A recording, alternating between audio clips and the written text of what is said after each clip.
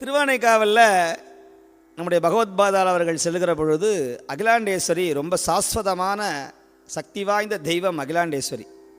அந்த அம்பாளுக்கு நிகர் வாராகி ஸ்வரூபம், லலிதாம்பிகையினுடைய ஸ்வரூபம் அகிலாண்டேஸ்வரி. அதனால தான் நீங்கள் காஞ்சி காமாட்சிக்கும் அகிலாண்டேஸ்வரிக்கும் தனி இடம் உண்டு.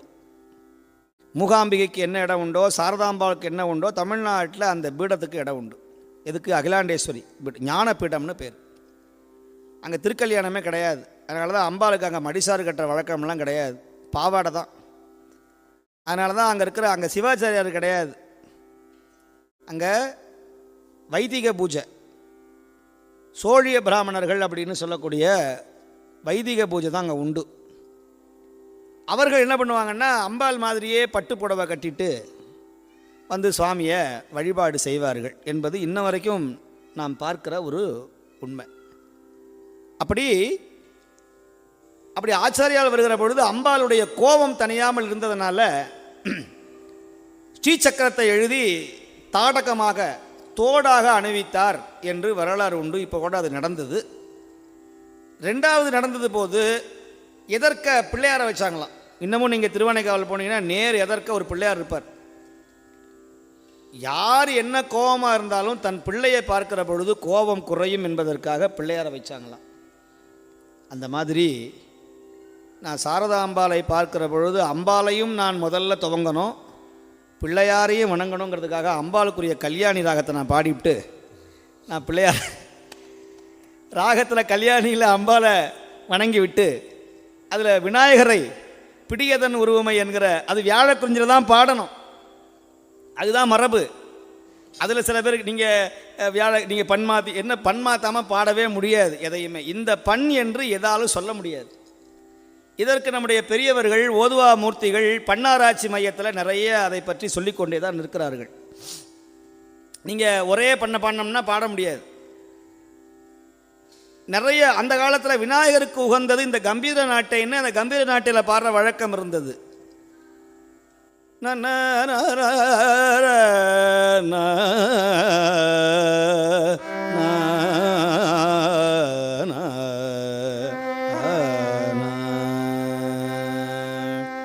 பிடியதனூறு உமை கொல மிகு கரியது வடி கொடுத்தனதடி பழி படுமவரிடர்.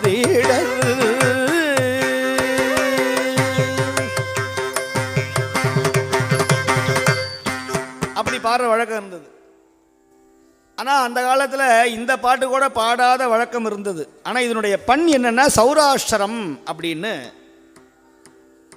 சௌராஷ்டிரம் அப்படின்னாவே ஒரு நாட்டை குறிக்குது. இப்போ குஜராத்தை குறிக்கும் சௌராஷ்டிரம். அது ஒரு கம்யூனிட்டியும் குறிக்கும். நல்ல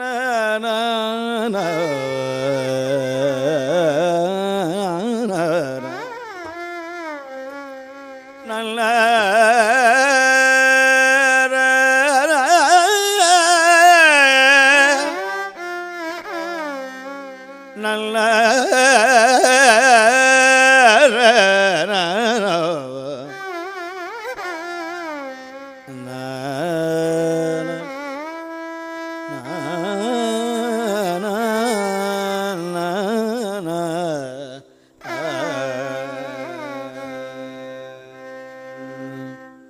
பிடியதன்னூறு உமை கொல்லமிகு கரையது.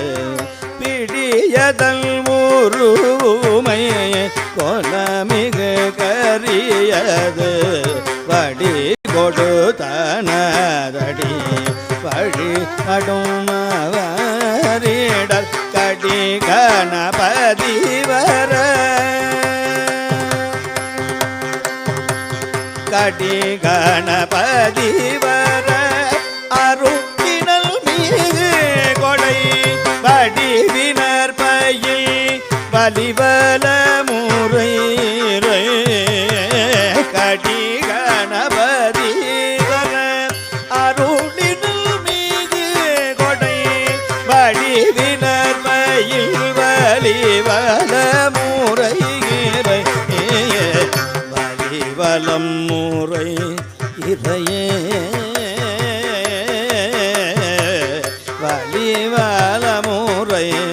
இறையே